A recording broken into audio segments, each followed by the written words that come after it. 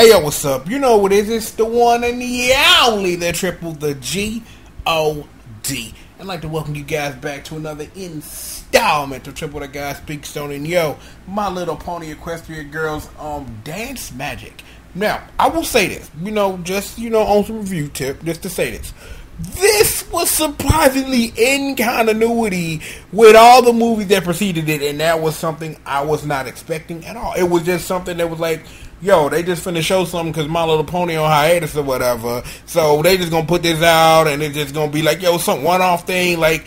But everything they've done for Equestria Girls, like the little movies that they had on the internet, the little side stuff that lead into the movies, and even the comics that have and stuff like that, have always been in continuity. So it wasn't a surprise, but it was just surprising me that it just strung straight out. Like, yo, Camp Everfree still jacked up because, stuff happened that I won't get into. But now we finna get this money and we gonna fix it back up like brand new again.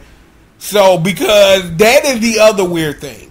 The end of Legend of Camp Everfree ended at that dance where they raised all that money and then fixed everything. So why are the girls washing cars and doing all this stuff to raise money for something that should have already been mechanically done? I don't know.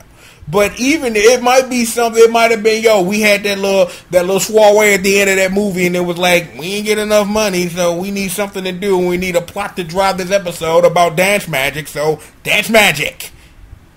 So the plot of the episode was this: well, we gotta raise money for Camp Everfree because Camp Everfree still jacked up because of reasons we can't get into. Spoilers.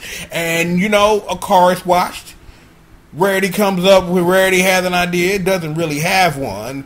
There's an intro, which looked pretty cool, and then she goes to the mall, runs into some folks from Crystal Prep, sits up here, tells them the whole master plan, which starts this whole, I gave you the idea, but we technically stole it, and something about hip-hop dancing and flamenco dresses, something got ripped at some point.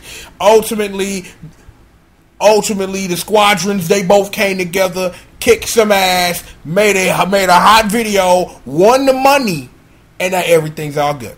Lessons were learned that we shouldn't steal and we should all learn to get along like Rodney King and all that, and everybody's happy.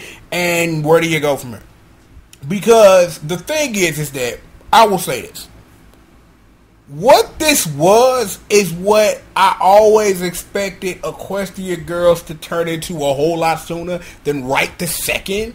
Because I felt like because the thing is that I kind of felt like after the friendship games would have been like the perfect time to like spin it off, because the first three movies did everything that they needed to. You introduce Sunset Shimmer, you rehab Sunset Shimmer. Sunset Shimmer technically becomes the leader. You introduce Satwa. The end. Now make one-off episodes about stuff about them fighting evil or something. Make it Sailor Moon like the Holy Mother wanted, and it would have been all good. Now, this is a nice little palate cleanser because it's like the way that they presented this, it's not like this is going to be like, yo, next fall we got an Equestria Girls show coming up. I still think that they're still going to present like their major story arcs as event movies, and then have little things like this where we can solve a problem in 20 minutes. There's room for both. Just like the old El Paso girl. Why can't we have both? And now you do. Just a great thing all around. Because like I said, this had this had everything that a normal Friendship of Magic episode has. Problem, solution, song, which is really all you need. Problem, solution, and song was usually problem, solution, and then song about problem, which comes to a solution. It is the My Little Pony way. Always has been, and respected as such. What? You were looking for something else? If you would like a recap of everything I've said over the past 5 minutes, here you go. Side story, but not really side story, but weirdly in canon, but not in canon at the same time, which is weird. Raising money, something about a car wash. Rarity problem. She talked too much. Crystal Prep always wants to win. We need to find something new. Something about Sunset Shimmer and Franco dress, which is kind of sort of hot. Blah, blah, blah. We solve problem. We sing about solving the problem. Everybody wins. Something about a dance on a yacht. And then credits. There you go. So yes, at the end of the day, Sunset Shimmer is best human. I hope that we have this understanding. And that was that.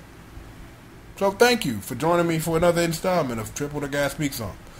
I got one more of these in the cut because there's something else that I watched and I just want to get a few words out on it, so you will hear those.